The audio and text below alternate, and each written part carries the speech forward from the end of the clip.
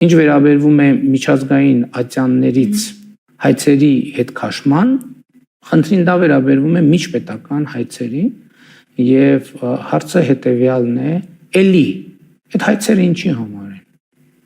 Այդ հայցերը մեծ հաշվով խաղաղություն եւ կայունություն հաստատելու համար են, կամ խաղաղություն եւ կայունություն հաստատելու ճանապարհին խնդրահարույց գործոնները հասցեագրելու լուծելու համար են։ Եթե կա խաղաղություն, ուրեմն պետք է հենվել խաղաղության տրամաբանության վրա։ Նկատի ունեմ, մենք երբեմն նպատակները եւ միջոցները խառնում ենք իրար։ Այսինքն շատ տարօրինակ կլիներ հրաժարվել նպատակից եւ նախընտրել միջոց։ Դուք նաև գրառում եք արել, որ պատրաստ եք ստորագրել փաստաթուղթը, դա մեկնաբանությունների տեղիք է տվել, որ պատրաստ եք միակողմանի ստորագրել փաստաթուղթը, այդպես է։ Գիտեք, ես ճիշտն ասած տեսա, որ նման մեկնաբանություններ կան, եւ ճիշտն ասած իմ մտքով չէր անցել, որ կարելի է խաղաղության համաձայնագիրը միակողմանի ստորագրել, ես չգիտեմ նույնիսկ դիվանագիտության պատմության մեջ այդպիսի բան եղել է, թե չի եղել, բայց պիտի ասեմ, որ մեր մտքով նման բան երբեք չէր անցել, որ կարելի է այդպիսի բան անել, եւ դեռ պետք է ստուգել այդպիսի բան անել հնարավոր է, թե հնարավոր չի։ Այսինքն դուք պարզապես ձեր պատրաստակամության մասն եք հայտնել։ Հայաստանը պատրաստ է ստորագրել հենց այս բանը։ Տեսեք, խաղաղության համաձայնագիրը ունի երկու կողմ։ Ես էլի եմ ասում, այնքան անակնկալ է ինձ համար դա, որ ես հանձնարարել եմ ստուգեն, ընդհանրապես տենց պրակտիկա մարդկության պատմության մեջ եղել է, թե չի եղել։ Այդ փաստաթուղթը ունի երկու կողմ։ Իմիջայլոց նաև շատ քննարկվում է այն հարցը, թե ինչու Հայաստանի կառավարությունը չի հրապարակում այդ թուղթը եւ այլն եւ այդպես շուտ։ Ես պատրաստվում եմ այս հարցն։ Գոնե ընդդիմադիր падգամավորները ծանոթանան, որոնք նախկինում շատ պարզ պատճառով, որովհետեւ այդ թուղթը ունի երկու տեր։ Լավ։ Այդ տերերից մեկը Հայաստանի կառավարությունն է, տերերից մյուսը Ադրբեջանի կառավարությունն է, եւ այստեղ առնվազն այս հարթությունը կա։ Եվ եթե ենթադրենք, որ կան ուժեր, ում պատրվակներ են պետք, որպեսզի այդ թուղթը չստորագրվի, այդ թղթի միակողմանի հրապարակումը կարող է այդ պատրվակների նժարին ինչ որ մի կշիռ ավելացնել։ Ինչ վերաբերվում է ընդդիմադիր падգամավորներին,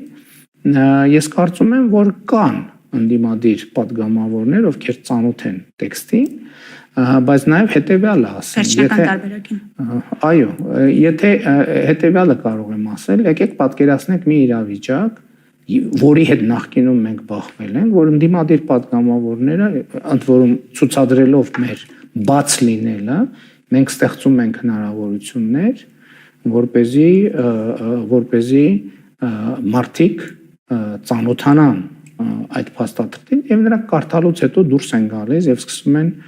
ասուլիստներ տալ, հայտարարություններ տալ փաստաթղթի էությանը չհամապատասխանող բովանդակության մասին։ Այսինքն այստեղ վստահության հարց կա։ Կրկնակի, եռակի, քառակի էներգիա ենք ծախսելու, ապացուցելու համար,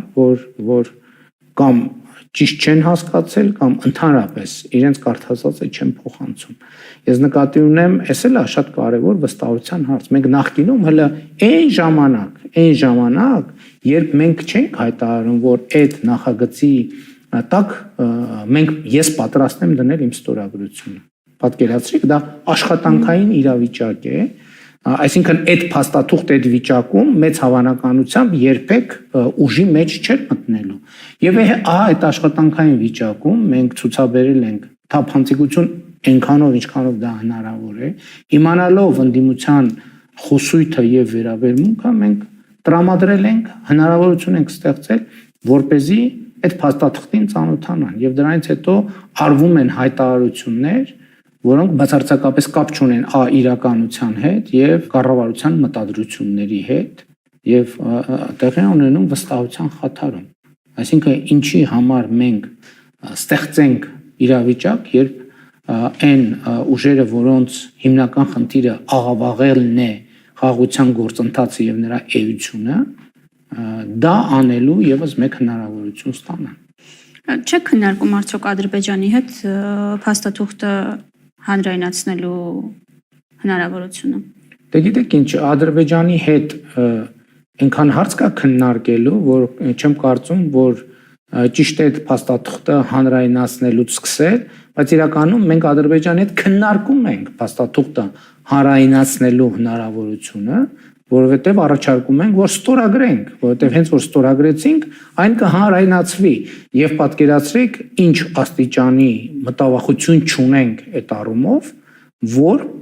մեր պատրաստակամությունն ենք հայտնում ստորագրել եւ հրապարակել։ Այսինքն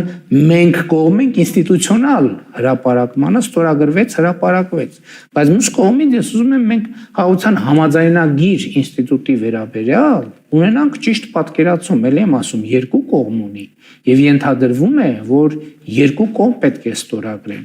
Ես նկատի ունեմ մեր իրականության մեջ նախորդող շրջանում մենք անդադ առաջնորդվել ենք հաղթանակ, պարտություն, դիվանագիտական հաղթանակ, դիվանագիտական պարտություն, հաղթանակ, կապիտուլյացիա, չգիտեմ։ Ես ուզում եմ ասել, որ խաղաղության համաձայնագրի տեքստը այս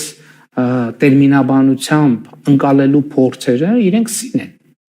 որովհետև եթե հիմա եւ Հայաստանը եւ Ադրբեջանը բանակցությունները ավարտել են համաձայնեցված տեքստով, նշանակում է եւ Հայաստանը եւ Ադրբեջանը համարել են, որ դա իրեն ձեռնտու փաստաթուղթ է, այսինքն իրենք համաձայնեցրել են խաղաղության հենասյուները եւ արձանագրել են, որ այդ հենասյուների շուրջ խաղաղություն հաստատելուն համաձայն